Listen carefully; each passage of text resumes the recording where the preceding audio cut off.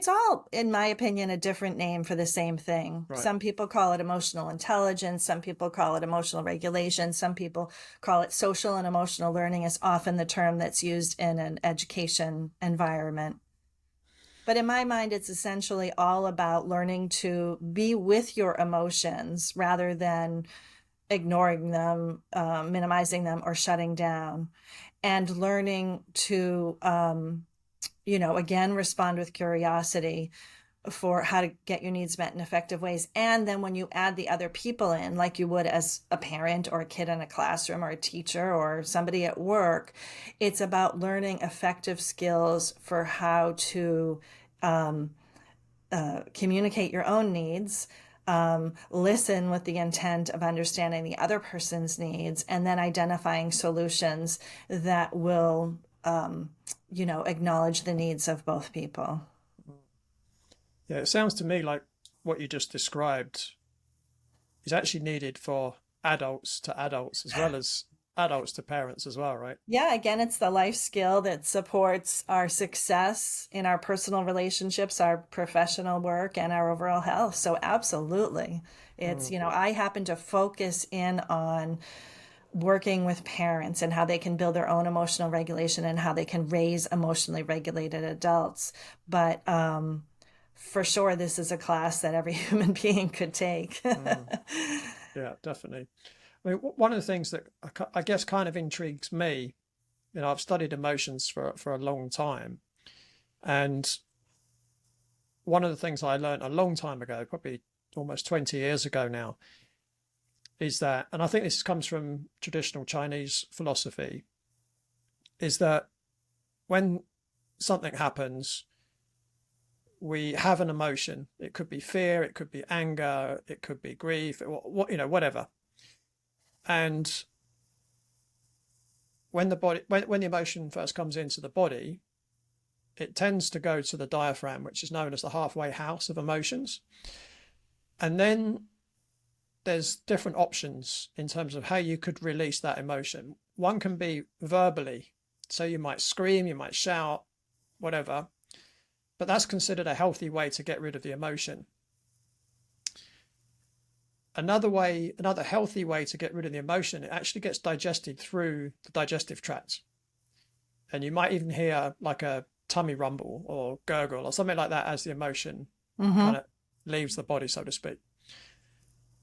And the other thing that can happen to an emotion is that it can either get stuck in the diaphragm, and people that do manual therapy will know sometimes if they release someone's diaphragm physically with their hands, that the person might start crying or have like a massive emotional release Hmm. when they're having their diaphragm worked on. But the other thing, and this is the thing that I guess impacts my work quite a lot, is that the emotion can get stored anywhere in the body. It can literally go anywhere. So, it might be, I can remember one story a long time ago, and a guy came to see me and he said he had some kind of problem. And then I basically did some energy work on him, and I released some emotions. And he come up off my treatment table and he said, "I lied to you." I said, "What do you mean?" He said, "I thought you was a charlatan." I said, "Okay, where's this going?" He said, I've had an ankle injury for about 6 years. And he said, "My pain's gone. What did you just do to me?" Huh. And I'd released some emotions that were just completely unrelated to his ankle problem. But instantly, his physical pain had gone. And the reason I bring that up is because, again, I'm just curious. I'm just thinking in terms of like children, could it be in some instances a good thing that they might scream and shout because it's actually getting the emotion out? They're actually, rather than storing it in their body, it's coming out. I mean, I know when I play tennis, I don't do it so much because I'm getting older, but I might play two or three really great shots and I've got an easy shot at the net and then I miss it. And that's really frustrating. So I've got the emotion of frustration. And my normal response is just to shout. And now, as soon as I've shouted, that emotion's gone, I can just carry on playing. But if I didn't shout, it kind of sits with me, and I'm, I might play bad for the next two games. So, I don't even know if you've kind of got a view on that, but I'm just wondering if there is a time where it is good to actually shout and scream and cry when you've got an emotion. What's your thoughts on that?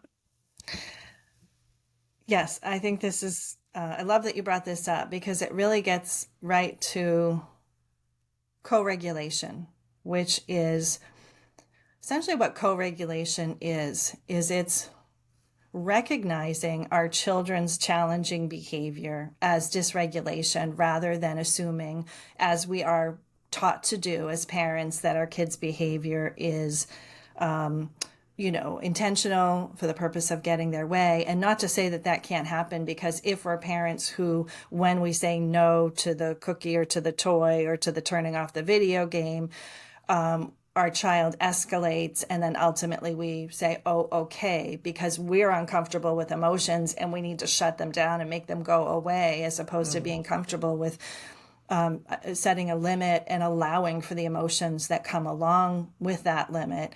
Then for sure, we are raising a child and teaching them to essentially become reactive as a way to get their way. That can be intentional. However, in the vast majority of cases, what's happening when our kids are showing challenging behavior is that they're in a state of dysregulation.